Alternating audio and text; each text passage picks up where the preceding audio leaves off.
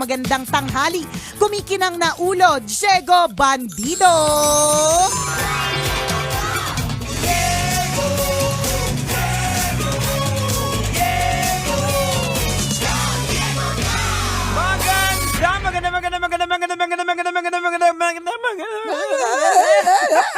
Magandang tanghali, kumikinang ina!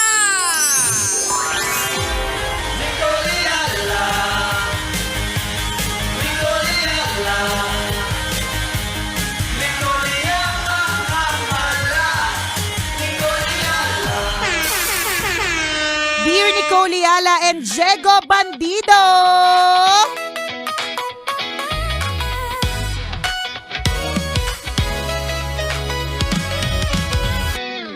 Kailan kaya magbabago ang asawa ko? Ang hirap po na kahit ilang beses ko po siyang sabihan na magbago na siya, hindi pa rin po siya nagbabago. Kailan kaya dadating yung panahon ng pagbabago? Ay. Alam mo, meron ako nabasa recently, Jegs, na linya siya eh. English, so hindi ko alam kung maitatawid ko siya na maayos ngayong araw na ito. Pero ang sinasabi doon, kung tayo nga sa sarili natin, hirap tayo na magbago. Yes. Papaano pa natin i-expect na magbago yung iba para sa atin? Tama, naitawid ko naman ng tama. Tama. 'Di ba? Parang so, kung tayo nga mismo Hirap pinipilit tayo. pinipilit, 'di ba? Halimbawa, ano yung bagay na gusto mong baguhin sa sarili mo, Jegs, for example? Yung siguro, yung ma-opinion tayo. O yan, di ba? Totoo yan. Yung may opinion, yung minsan na affected. dapat limitahan natin. Correct. Dapat hindi na. Dapat professional lang. Wag nang umabot sa personal level. Yan, yung mga bagay na ganyan. Ilang beses na namin yan ni Diego Bandido ina-attempt na hindi, professional level lang. Hindi na kami magsasalita, hindi kami magko-comment. Pag sinabing ang elepante ay lumilipad, oo na lang kami. Maniniwala lang kami. Sa lugar ninyo, lumilipad yung elepante. Sa lugar ninyo, yung manok animang paa, edi go. Yun yung gusto namin. We want to change into those people na i-accept na lang na ang pag sinabing ang elepante ay lumilipad, tatanggipin na lang. 'Di ba? Hindi kami ganoon. So, dahil tayo nga mismo sa sarili natin, hirap tayo magbago. I-apply lang din natin na wag nating pilitin na magbago yung iba. Lalong-lalo na kumpara sa atin. Alam mo, pwede siguro sila, Jegs, na mag-adjust. Pwede. Pero yung bang sabihin na magbago totally, tapos alam mo yon, yung magiging parang new me, new you, mga ganong klase mga eksena, I don't think so. Alam mo, ang dami ko talagang mga ideas na pumuputok sa simula nung nalaman ko yung ideation yung ka. Yung sa strength. Kasi like for example, ang strength mo ay ideation. Like for example, sa ganitong sitwasyon, kung minsan na-misinterpret natin yung na naiinis ka baguhin, pero strength niya pala yun eh. Correct. Ang dapat mo lang malaman na strength niya yun kung paano mo i-manage. So, ganun ang mangyayari. Kasi like, for example, may taong bida-bida, yun pala siya eh. Ganun pala siya talaga. So ngayon, naiinis ka sa kanya kasi bakit bibo? Ang dami niyang ginagawa niya lahat. Hindi ka ba napapagod? Parang yung kaibigan natin, feeling ko hindi niya pa tinetake yung strengths test. Pero palagay ko, itong si Papa Leo Bungaling, yung ating itong kaibigan natin na CEO President ng LB Lending Corporation, shout out na ngayon ay President ng Philippine Chamber of Commerce and Business, Candelaria Chapter. Ayan. Boss, bata mo kami, di ba? Na nung isang araw, parang sobrang busy kasi talaga namin, so hindi kami nagkakausap. No, finally, nagkaroon kami ng time, few minutes na magkausap.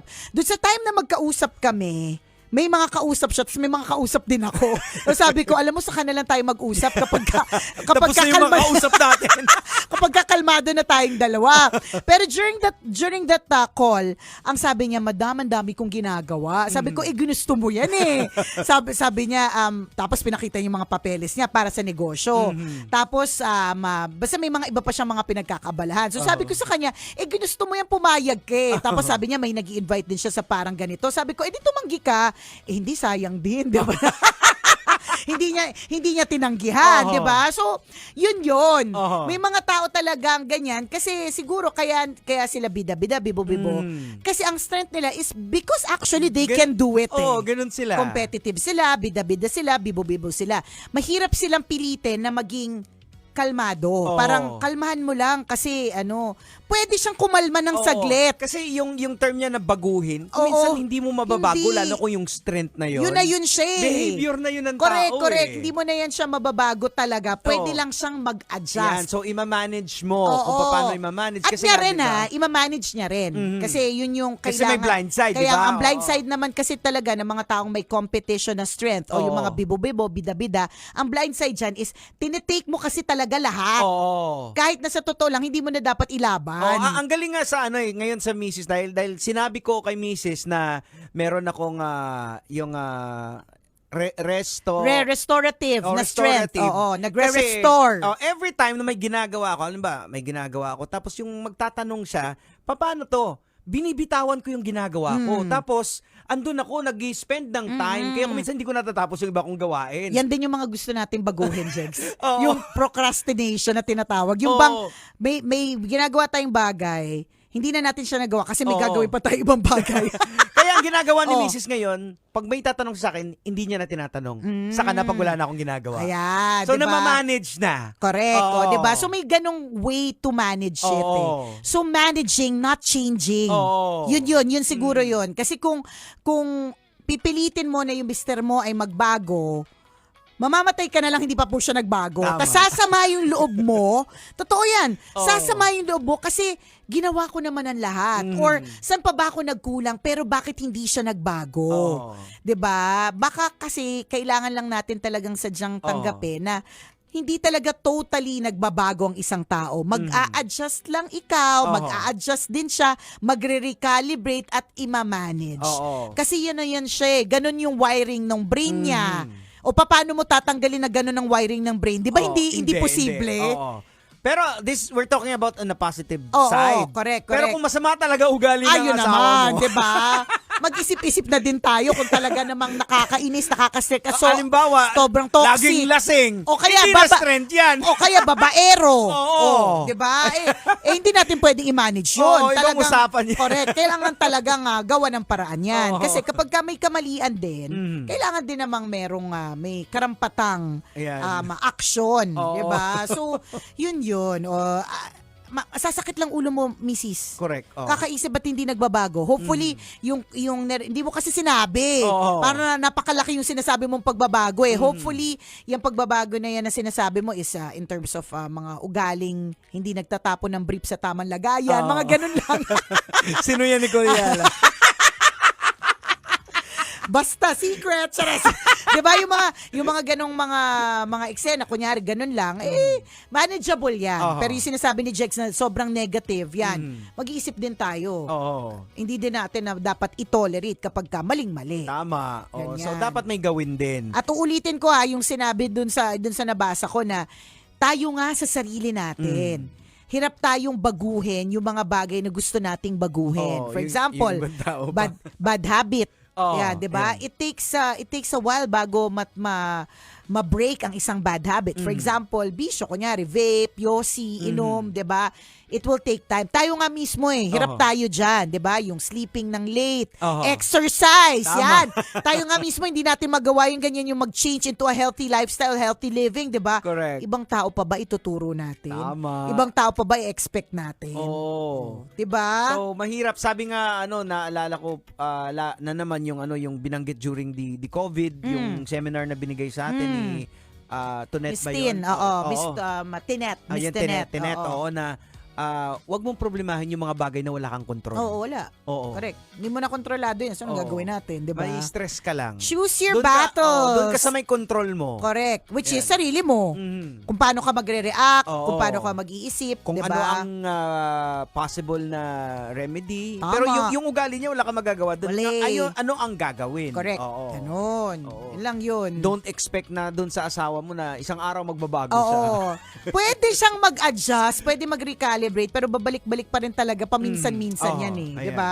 Ang pwede mong gawin dyan, halimbawa, yung iksi ng pasensya, hindi naman yata nakatutok asawa ko ngayon eh. Oo. Halimbawa Sure ka? lang, be sure. ang pasensya ng asawa ko ay kasing iksi ng kilay ko. Kasing iksi ng pilikmata ko nang walang makeup. So, yung maiksing maiksi.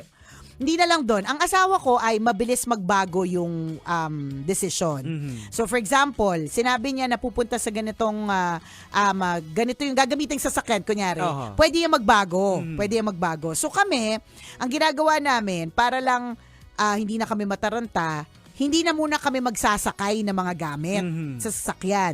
Kasi at any time na biglang baguhin niya kung alin sasakyan yung gagamitin, hindi na mahirap. So yun sinasabi ko na kami na yung nag-adjust. Kami na yung nag-try na mag-manage. Yun yung sinasabi natin. Yan, oo. 'Di ba? Kasi yan na yan siya eh. Pabago-bago talaga paminsan yung isip o kaya biglaan talaga, 'di ba? Mamamanage niya din niya minsan, 'di ba? Pero dahil hindi, ikaw na lang din mag-adjust. May mga ganon. Wala pong taong perfect. Correct. Oo, sa akin din for sure nag-adjust yan, 'di ba? Ay, Hindi, nag-a-adjust ba siya? wala lang siyang mikropono kasi, tsaka introvert siya. Kaya ako may means. So, kwento niya. So, yung kwento niya tungkol sa akin, hindi niya makwento. Pero I'm sure, 'di ba? Nag-adjust na din siya sa akin. Kunyari, for example, Jex, hindi ako marunong talaga magluto. O yung luto ko ay basic na basic. Halimbawa, magpiprito lang ng hotdog. Ano ko pa yan? Pag-iisipan ko pa, naprito ko ba ito na maayos? So baka malamig pa yung loob. May pagdududa pa sa sarili. May pagdududa pa sa sarili, 'di ba? So nag-adjust na din yung asawa ko sa part na hindi na para pilitin niya akong magluto or para lambingin niya ako na magluto. Mas more of ang lambing niya na sa akin dahil alam niya hindi ko talaga strength yung pagluluto. Ang lambing niya is kapag meron siyang nagka-crave siya sa isang pagkain, doon kami kakain. Ganun na lang. Yun na lang yung adjustment. Ganun talaga kasi mahirap eh. Tama. Ganun lang yun. Kabisyo, ha? Ikaw nga sarili mo hindi mo babago eh. Ibang tao pa ba? Yun lang yun. Ganun lang kasimple. Ayan. Sana may natutunan ka. Sana. Hoping, di ba, na may natutunan ka mula sa aming kadaldalan. Ngayong Lunes, grabe huling linggo na ng April. Parang ang bilis. Alam mo, sobrang bilis. Sabi ko nga, nagdeklara na ba ng tag-init? Parang ang bilis lang kasi from Feb na medyo malamig pa. Tas parang ang bilis na nung March, tas April. Or na. na-miss ko ba yung declaration ng taglamig, ay tag-init? Magugulat na lang tayo, tag-ulan na naman. Kaya nga Agwa de Mayo na, 'di ba? Magugulat na lang tayo. Anyways, sana po okay ang inyong Lunes na umaga. Ay hindi, tanghali, hapon, mga kabisyo at mamaya tayo ulit banding, kwento na may wagang burnay. Siyempre, kasama pa rin po ang tambalang kumikinang. Ako pong kumikinang ulo, Diego Bandido. At akong kumikinang ina mo, Nicole Liana. Kailangan pa bang i-memorize yan? Basic! Ayun. Ayan. Oo. Ayun na nga. Kalmahan mo lang sa nagtanong na hindi natin mababago but we can Correct. manage. We can manage it. We can recalibrate. Ganun. Ganun na lang may yun. magagawa tayong bagay. So, True. yun ang aalamin natin. Correct. Oo. O siya. Salamat ng marami sa pagtutok. Ingat po kayo. Bye-bye.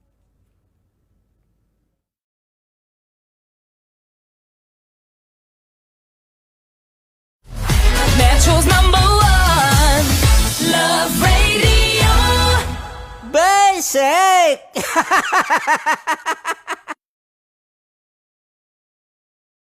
Tonight, we crown a Game Zone champion. Champions fight with heart and determination. Yan ang tunay na panalo.